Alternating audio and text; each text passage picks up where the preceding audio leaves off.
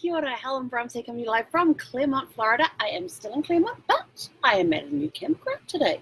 Yes, it is. We actually got to move sites today, and we actually moved campgrounds. We went 30 minutes down the road, and so I wanted to leave at 11 o'clock. We got away at 11, well, just before 11, and got down here at 11:21. Saw the welcome thing, saw the gates. I went into the welcome thing because I could see there was an RV already parked there, and they had the RV lanes for check-in and all that, and they had registration this way. So I went that way, went inside, went to go into these doors because it said registration this way. So I went to the doors, and it said, these doors are permanently closed. Please use the double doors. And I'm like, then why not put a sign on the sign that says, go that way? So I go in there, and they're like, we're closed. I'm like, I'm sorry. She says, we're not open yet. And I went, okay. And she says, do you have a quick question? I said, well, I'm here to check in. We don't check in until 12 o'clock. Okay. Can I wait out there? Nope, you have to leave. They were adamant that you can't check in before 12 o'clock and you can't wait in the parking area. You actually have to leave the grounds and come back at 12 o'clock. And if you arrive before 12 o'clock, you'll get sent away again. I'm like, okay. I said, well, is there anywhere around here that I can wait? I said, I've just arrived and I have no idea about the area. And they turned around and says, oh, well, if you just keep going south on the 27, there's some shopping areas down there you can go and park in. And I went, okay. So I went and got back into the RV and hooked Zephy back up, and off we went back down this long drive. And they said, you know, at 12 o'clock there'll be a big line of RVs. You can't miss where you got to turn in and all this sort of thing. And if you go down to the south and you come back, you just got to do a right turn in instead of a left turn across the traffic when you're going to get all these RVs coming in and blah, blah, blah, whatever. So I get to the end of the driveway. You can only do a right turn, which puts you onto 27 North. I'm like, they tell you that. So we took our right turn. We got over into the far left-hand lane because there was a traffic light up there. And I looked at the light and couldn't see any no U-turn signs. So we did a U-turn. We had like 3 lanes to do the U-turn. This thing does U-turns beautifully. Didn't need all 3 lanes, and then carried on down the road. And I remember Brett telling me that there was a Walmart down there somewhere. So, and I'd seen it on the map, but I wasn't sure how far ahead it was. I thought, let's go find the Walmart. I'm not going to go do shopping just yet because I want to be back. And by this stage, we had like 20 minutes to kill. So we found the Walmart, went in there, and one of the vehicles that were, one of the RVs that had been next to us when we first got there was sitting there parallel parked across the back of the parking lot. And I think that's a good place to sit. So I went and parallel parked across the back and took up like about 8, 9, 10 parking spaces, whatever it was.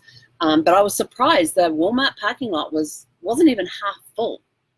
Maybe half full, but yeah, not much. So I looked at the map thing and it said it'll take 7 minutes to get there. And I thought, okay, I'm going to leave at 5 to 12, leave at 11:55, because if it takes 7 minutes, I arrive there a couple minutes late and we'll still be somewhere near the front. And so they said, oh, and they told me that they said, oh, you would have got a phone call yesterday. I said, my phone never rang yesterday. And I said, I was getting text messages, so I knew that the ringer wasn't off. It's like, well, we left you, and she looks up and someone goes, well, we left you a voicemail. I said, I have no voicemails in my phone. And they left you a voicemail about what, well, would you please tell me what I have to do? And then someone was not happy about the fact that all these people are coming in, because they told me what I had to do. I had to go bypass the welcome center, go straight to the main gate, and I would get escorted from there to what sites were available and get to choose which one I want. Because here at Thousand Trails, it's first come, first served on the sites. And so I go back out, and there's another RV that's pulled up. I know this will be interesting. So I get in there, get all buckled in, get Zephy buckled in and all that, and I'm pulling out. Now, I'm going to go to the right, because if I go to the right, there was a stop sign up here that I could then take back. So I go to the right. The guy that was in the Class C, like 2 lanes across from me, come back in. I'm pulling out of my parking space. He cuts right in front of me and goes left. I almost hit him. Slammed on the brakes, sat on the horn, and he just tootled on off. So I went up to the stop sign, came back down, and I saw him sitting at the stop sign waiting to turn right again. I was like, don't you move, don't you move, don't you move. And he fortunately stayed. He listened to the horn. So we went and found the Walmart. We parked there.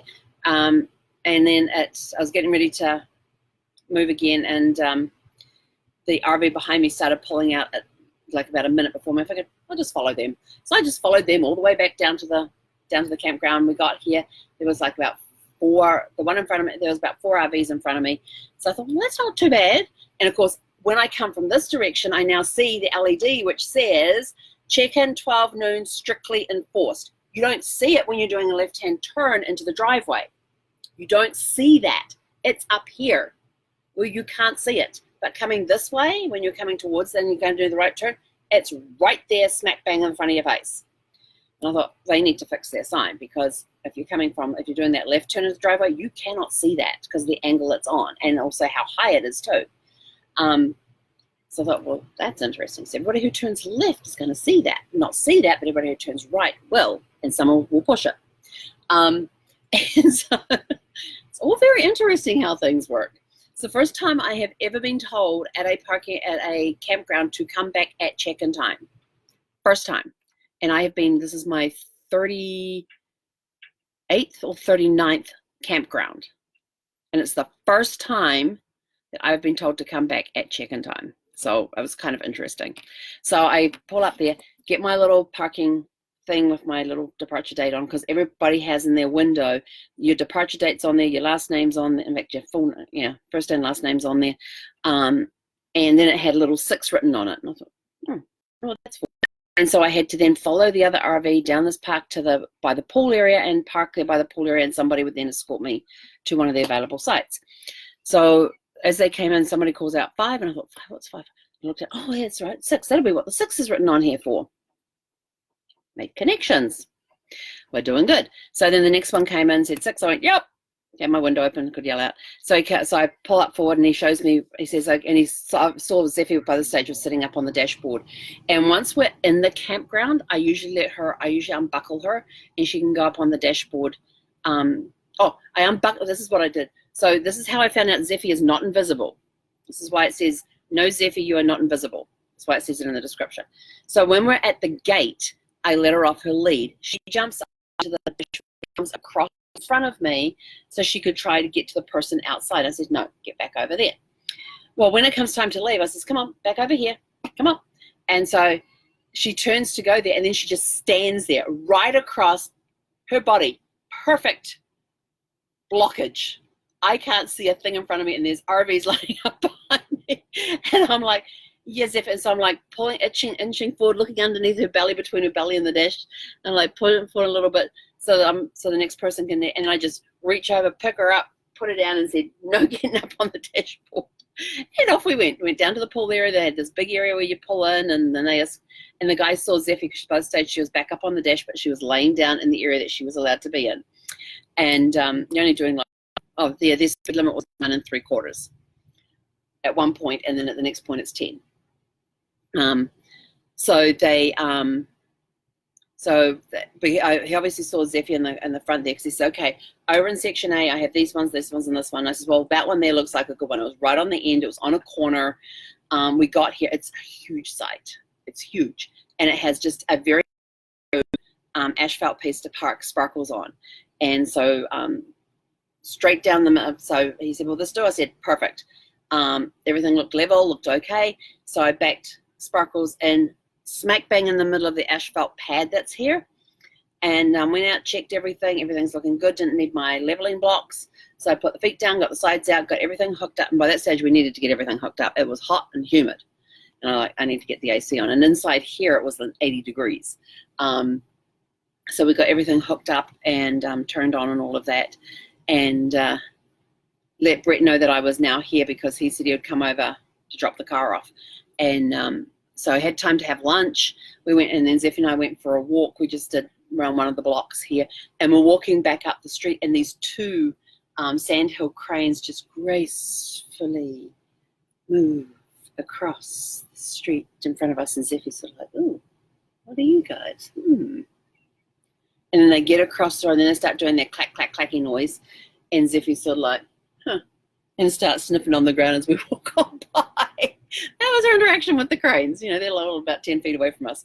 And then Brett picked me up, and we left Zephy behind in the RV. She was not happy.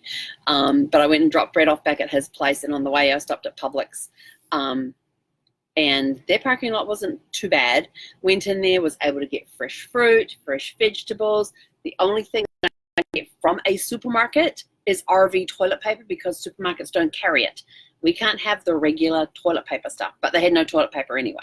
And they had all these signs up all over the place on different shelves. One per person, one package per person, one paper product per person, one of the hand soap per person. And they were out of the liquid hand soap, so I just grabbed some soap bars, and I figured I'll leave the liquid stuff for out here at my sink and put the bars of soap in the bathroom there. So, but yeah, it was interesting. But they were probably the most well-stocked supermarket I have been in since this whole thing started. So I got plenty of fresh fruits and vegetables. Even picked up a rotisserie chicken for dinner tonight. Got back here, and of course Zephy's trying to get out. I'm pushing bags on the floor, so she's got this big barrier to try and jump over. And the last bag I bring in is the chicken, because I knew if I left that in there, she would be all over it. But got all the cold stuff put away. I still have all the non-cold, all the non-refrigerated stuff sitting on the floor in their bags over there, because I had to get on a phone call. I got off that phone call, had dinner, and I'm about to get on another one in like 3 minutes. So this campground's pretty good, very large. I haven't been down to the dog park yet. I did when I came back, drove down to where the dog park is so I could see it. And you can actually park the car near it, and then there's a trail to walk. And it looks like it may be a decent size. So tomorrow morning we will definitely check that out. I'm not going to go far at night because I don't know what the night light is like around here. But then I have my little headlamp thingy on.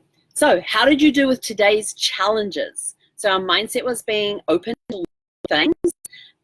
Business was all about training, refresher courses, updating your knowledge, learning new skills or knowledge. Excuse me. And the fun one was puzzles. So while I was shopping today, I got me 3 puzzle books, and I remember telling you guys this morning how much I love puzzles. I do crosswords, cryptograms. If it requires mental ability to solve something, I'm in there. Logic puzzles are a huge favorite of mine. The code words, and this was the one I was trying to think of. It's called Places. And what places, they give you this grid with the little numbers on here, and the little numbers are where the words come in. So you can see down, where is it? Over here by number 8, they've done all the ones, and they all begin with the letter V. So over here, all the V's have been crossed off because they've already been put in place. So the idea is to fit these words in so it fills in the whole thing. And of course, you have words crossing over each other. And it's just a really cool puzzle because you've got to figure out, oh, there's 3 letters going this way, there's 4 letters coming this way, and trying to get it all to fit in. And of course, in some places, there's only certain words that will fit in certain places because of the length of the squares. So some may have a 10-letter word there, but they'll have a 3-letter word, so the 3-letter word can't go in the space for, the 10-letter word can't go where there's 10. And you can go upside, you can go across, you can go up and down, and you can also do the diagonals as well. So that's a new one that I learned not long ago. So I picked up 3, yes, lots of puzzles. So I'm geared up to do puzzles. And I think I have some Christine Lovett ones up there too, which are the Australian, she's an Australian crossword person who does all these cryptic crosswords. So I've got that up there too. So how did you get on with your fun activity, your business activity, and your mindset? Did anybody learn anything new today? If you did, let us know, because we would love to hear from you. Just send me a private message. That's fine. I now have to go and get on another call. I have a training session in 1 minute. So have a super fantastic, sparkling evening. We will catch you guys tomorrow. And tomorrow morning, when we go for a walk, we may do a Facebook Live as we walk around, showing you your challenge, but also at the same time showing you the parking area. Or we might do 2 separate ones. One to show you the challenges for tomorrow, which are going to be good. And the second one is we'll do another one just giving you a review of the area that we're parked in here. We'll go down to the dog park, show you that one on video as well, and see how Zephy likes the new dog park. So have a super fantastic evening. We will catch you guys tomorrow. Heck on it.